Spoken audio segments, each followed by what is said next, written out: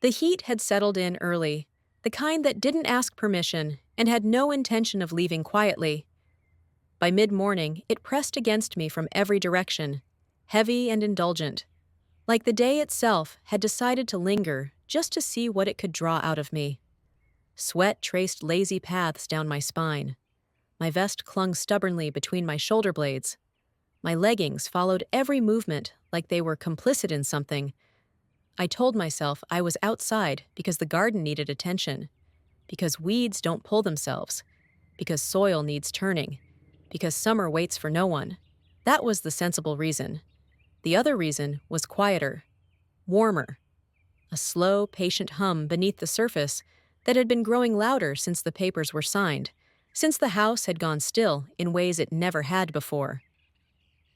I bent low, fingers digging into the soil, tugging free a stubborn weed by its roots.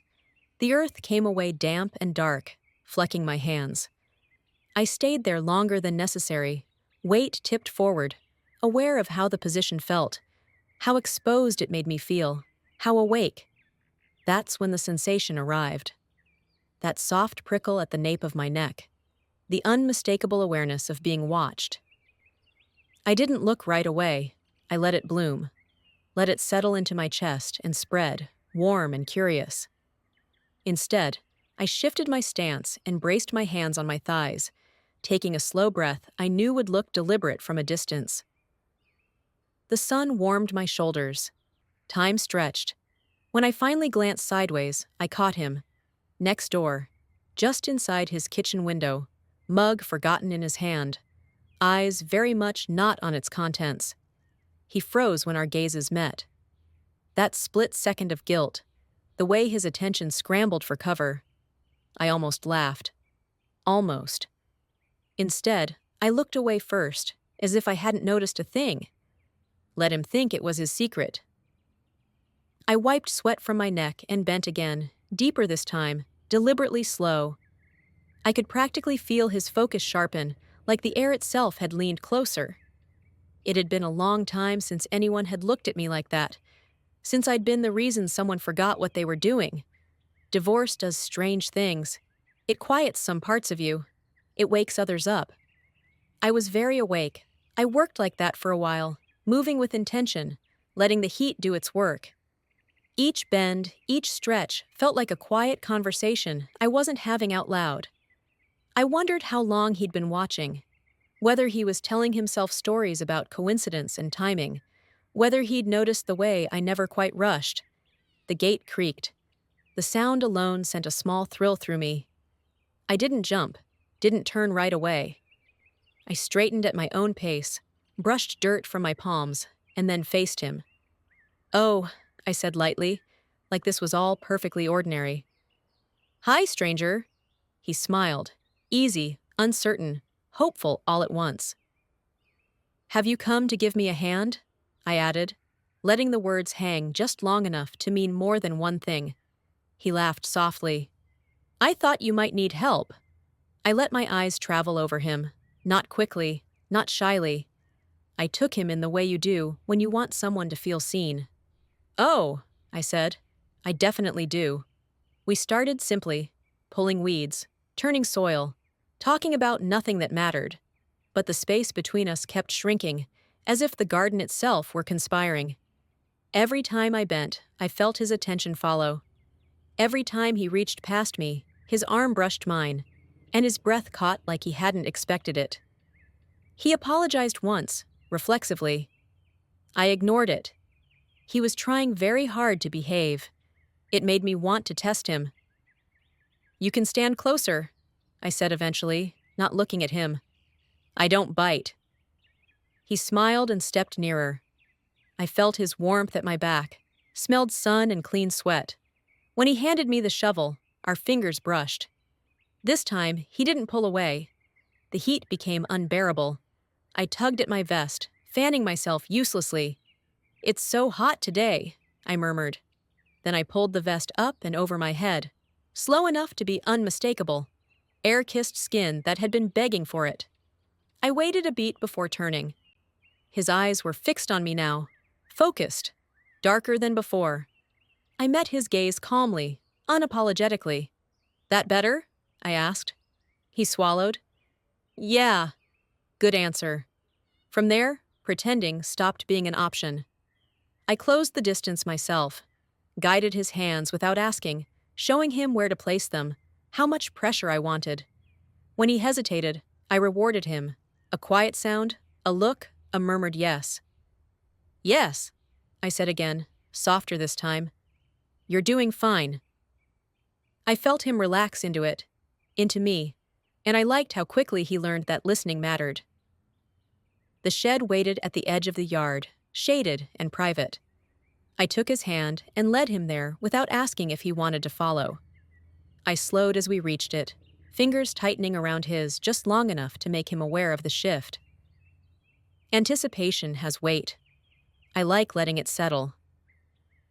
I opened the door and stepped aside, letting him go in first, then closed it behind us with an unhurried click. Inside, the air was warmer, closer, the scent of wood, dust, and sun-baked earth wrapped around us. Light slipped in through thin seams in the walls, striping the space in gold. I leaned back against the door for a moment, just watching him take it all in. Here, I said quietly, guiding him closer with a finger at his wrist. This is better. I backed him toward the workbench and placed his hands exactly where I wanted them, palms flat, elbows loose.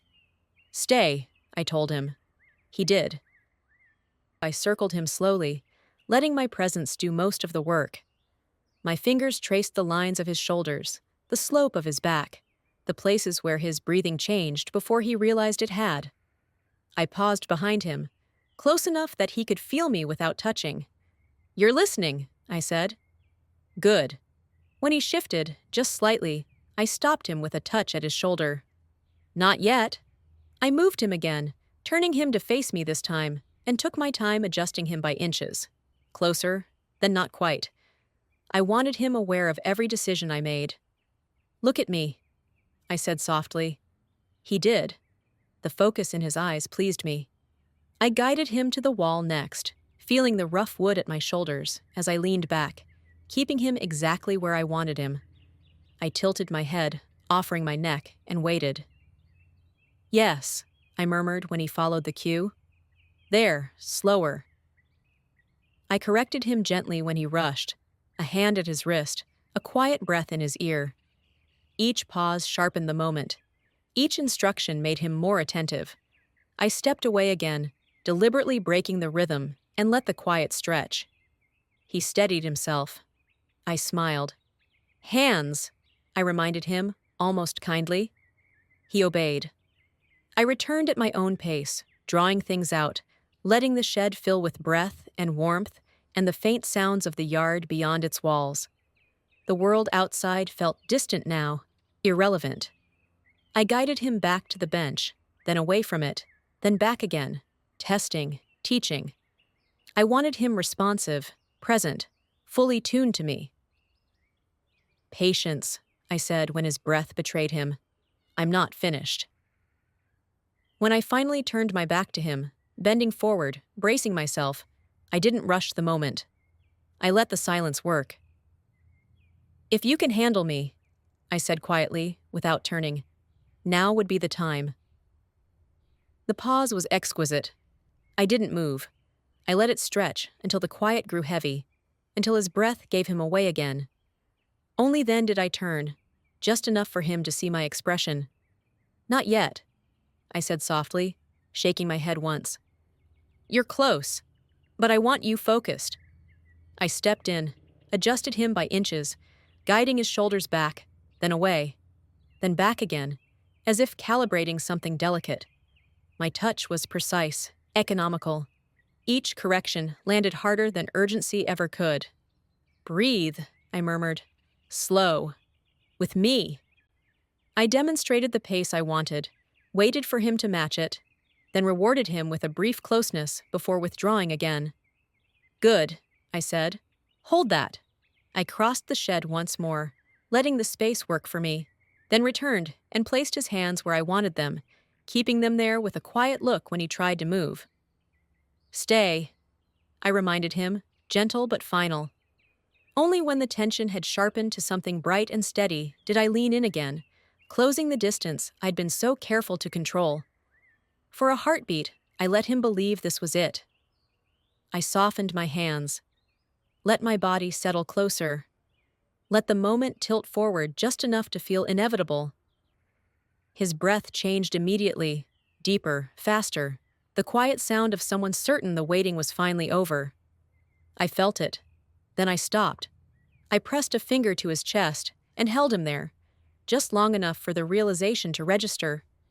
"Easy," I whispered, close enough that my voice brushed him. "I didn't say yet."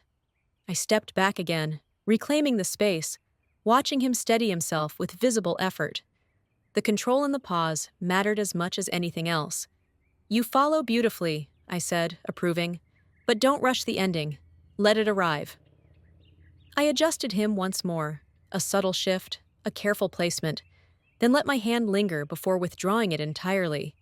Then, slowly bending forward once more, I finally showed him exactly how ready I was. "Now," I added after a measured breath, eyes steady on his, "now you can feel how ready I am for you." What followed didn't need explanation, only sensation, closeness, the careful dismantling of restraint. Heat built steadily, deliberately, until it crested all at once, leaving me lightheaded and laughing softly as the intensity faded. We stayed close for a while after, breathing, grounded in the quiet aftermath. His touch softened. Mine lingered. Eventually, the world returned. The garden, the sun, the work waiting patiently outside. I glanced toward the door, then back at him, a smile curving slowly. "Well," I said, "that was very helpful." He laughed, still a little dazed. "But," I added, tapping his arm lightly, "I really do still need a hand out there." His expression told me everything, and I had a feeling the garden wouldn't be the only thing growing from now on.